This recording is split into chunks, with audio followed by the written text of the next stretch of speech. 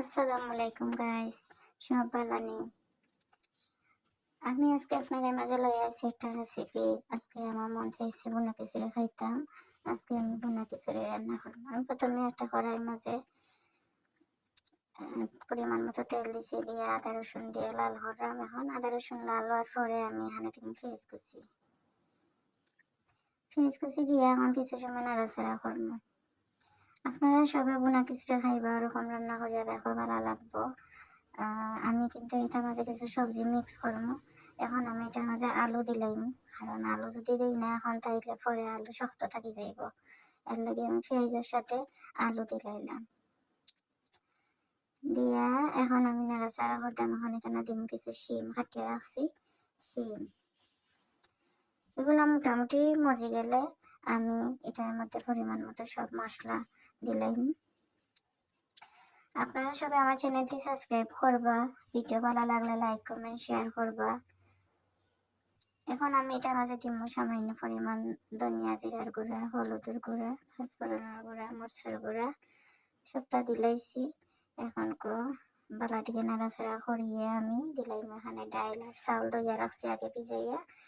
আমি মুসুরির ডাইল দিয়া করলাম খিচুড়ি।